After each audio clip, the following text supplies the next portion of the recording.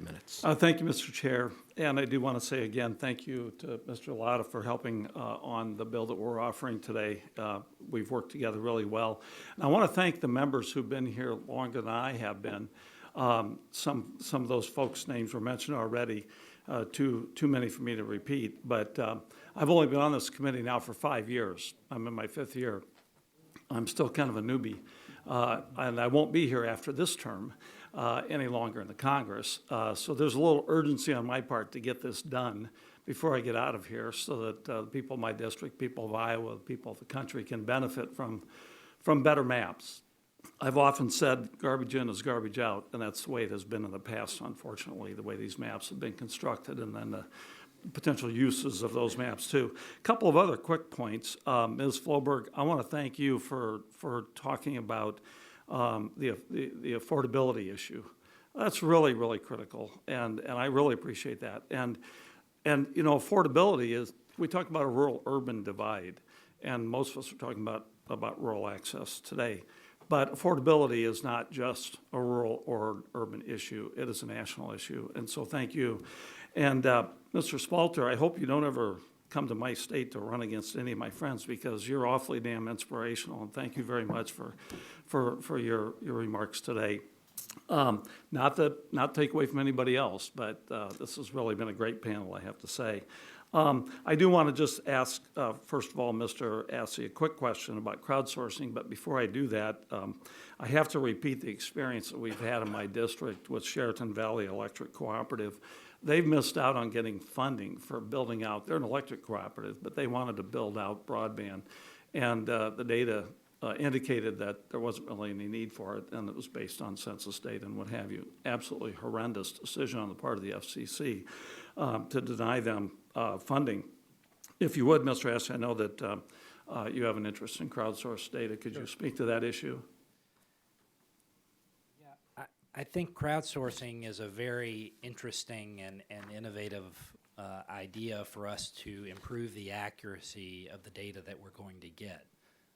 Under the current mechanism for reporting, it's basically a very binary choice. You're either providing service somewhere in the census block or you're not.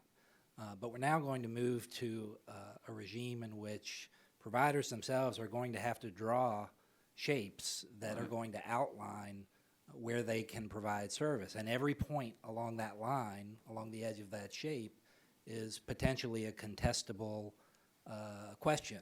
So we are going to do our dead level best and work in good faith to provide data that is accurate and complete. But obviously people who live there, who have boots on the ground, they often know some things that we don't know here. So we really are going to have to work collaboratively to get this right. All right, thank you so much. I appreciate that.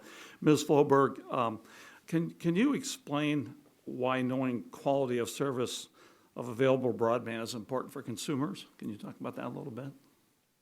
Absolutely. I mean, some of the quality of service metrics are necessary simply for making the maps and determining whether or not service in a particular area counts as broadband according to the FCC's speed threshold, which currently defines that as 25 megabits per second downstream and 3 megabits per second upstream.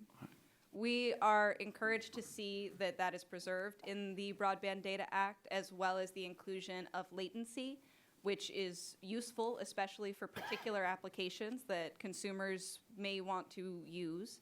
And we think that there's a lot of benefit to additional quality of service metrics, usage limits, additionally possible pricing data, and we definitely appreciate that the language of this bill does not in any way prohibit the FCC from expanding on the definition and collecting data that it decides that it needs in the future. Thank you so much.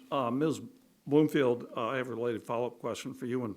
When mapping broadband, why is it important to consider latency and not only speed? Absolutely. So you think about the consumer experience when we go online and the things we anticipate doing and the uses that we have. So when you think about latency, again, you know, you're in a rural community, you're using telehealth.